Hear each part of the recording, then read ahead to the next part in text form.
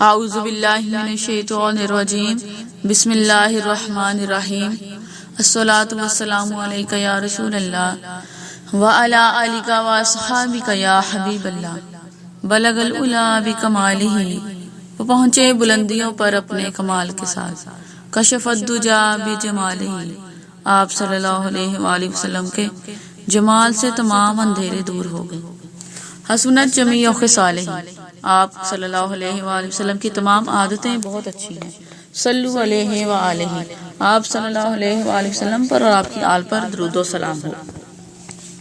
اعتکاف کی اہمیت۔ اعتکاف کے لغوی معنی ایک جگہ پر اپنے آپ کو پابند روکے رکھنا یا ٹھہرے رہنا ہے۔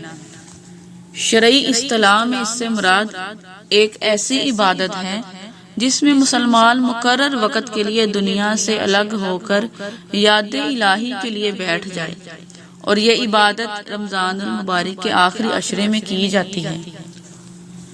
قرآن پاک میں اس امر کا ثبوت ملتا ہے کہ اعتکاف گزشتہ پیغمبروں کی شریعتوں میں بھی کیا جاتا رہا۔ قرآن پاک میں ارشاد باری تعالیٰ ہے، ترجمہ: میرے گھر کو طواف کرنے والوں اور اعتکاف کرنے والوں کے لیے پاک و صاف رکھو۔ پارہ نمبر 1 سورۃ البقرہ آیت نمبر 125۔ اس سے معلوم ہوا کہ دین ابراہیمی میں بھی اعتکاف تھا، اور اسی طرح حضرت موسیٰ علیہ السلام نے جو 40 دن طور سینا پر گزارے تھے وہ بھی ایک طرح کا اعتکاف تھا۔ اعتکاف میں بندے کو ذکر کے ساتھ فکر کا بھی موقع ملتا ہے، اور فکر کے بارے میں کیا کہا جاتا ہے؟ ایک لمحے کا فکر 1 سال کے ذکر سے افضل ہے۔ اعتکاف کی فضیلت احادیث کی روح سے۔ اعتکاف کی سب سے بڑی فضیلت یہ ہے کہ اعتکاف ان محبوب عبادات میں سے ہے جن سے اللہ تعالیٰ بہت جلد راضی ہو جاتا ہے، کیونکہ اس عبادت میں انسان اپنے تمام دنیوی کام چھوڑ کر اللہ تعالیٰ کے گھر میں جا بیٹھتا ہے اور چند دن یکسو ہو کر محو عبادت رہتا ہے، جس سے اللہ تعالیٰ کی خاص نظر عنایت ہوتی ہے۔ یہی وجہ ہے کہ اعتکاف میں قرب الہی دوسری عبادات کی نسبت بہت جلد حاصل ہوتا ہے، اسی لیے اس کی شان بہت نرالی ہے۔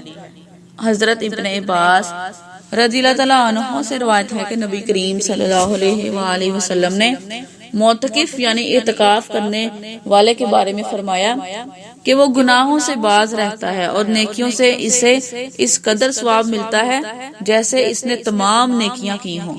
سبحان اللہ۔ حضرت امام حسین رضی اللہ عنہ سے روایت ہے کہ نبی کریم صلی اللہ علیہ وآلہ وسلم نے فرمایا کہ جس نے رمضان المبارک میں 10 دن اعتکاف کیا تو وہ ایسا ہے کہ جس طرح اس نے 2 حج کیے۔ اچھا، آگے ہیں اعتکاف کے مسائل۔ اگر کوئی شادی شدہ عورت اعتکاف کرنا چاہتی ہے تو اس کو چاہیے کہ وہ اپنے شوہر سے اجازت لے۔ اپنے خاوند سے اجازت لیے بغیر وہ اعتکاف نہیں کر سکتی۔ شوہر نے عورت کو اعتکاف کی اجازت دے دی تو اب اعتکاف سے روکنا چاہے تو نہیں روک سکتا، اور اگر روکے گا تو بیوی کے ذمہ اس کی تعمیل واجب نہیں۔ اعتکاف کے لیے مسجد مردوں کے لیے شرط ہے، عورتوں کے لیے نہیں۔ عورت کو چاہیے کہ وہ اپنے گھر میں معتکف ہو۔ اگر عورت نے نماز کی کوئی جگہ مقرر نہیں کی تو گھر میں اعتکاف نہیں کر سکتی، البتہ اگر اس وقت جب اعتکاف کا ارادہ کیا کسی جگہ کو نماز کے لیے خاص کر لیا تو اس جگہ اعتکاف کر سکتی ہے۔ جب عورت اپنے اعتکاف میں اعتکاف کی نیت سے چلی جائے تو پھر اس جگہ کا چھوڑ کر کسی دوسری جگہ نہ جائے۔ اگر کسی دوسری جگہ منتقل ہوگی تو اعتکاف ٹوٹ جائے گا۔ جس طرح بغیر کسی شرعی یا طبعی حاجت کے مرد کے مسجد سے باہر نکلنے سے اعتکاف ٹوٹ جاتا ہے، اسی طرح عورت بلا کسی شرعی عذر کے اپنی اعتکاف گاہ سے باہر آئی تو اس کا اعتکاف بھی ٹوٹ جائے گا۔ اعتکاف کی قضا صرف قصداً توڑنے سے نہیں بلکہ اگر کسی عذر کی وجہ سے توڑا، مثلا بیمار ہو گیا، مثلا عورت کو حیض یا نفاس آیا یا لمبی بے ہوشی طاری ہو گئی تو ان سے بھی قضا واجب ہے۔ معتکف کو چاہیے کہ وہ نہ چپ رہے نہ کلام کرے، بلکہ قرآن مجید کی تلاوت، حدیث شریف کی قرأت اور درود شریف کی کثرت، علم دین کا درس و تدریس، نبی کریم صلی اللہ علیہ وآلہ وسلم اور دیگر انبیاء کی سیرت، اولیاء صالحین کی حکایات اور امور دین کی کتابیں پڑھے۔ اعتکاف سنت ہے جو رمضان شریف کے آخری 10 روزوں میں کیا جاتا ہے۔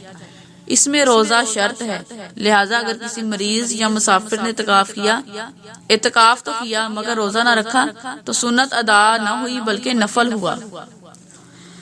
اگر معتکف نے بھول کر کچھ کھا لیا تو اعتکاف فاسد نہ ہوگا، اگر گالی گلوچ جھگڑا کیا تو اس سے اعتکاف فاسد نہیں ہوتا لیکن بے نور اور بے برکت ہو جاتا ہے۔ وما علینا الا البلاغ المبین۔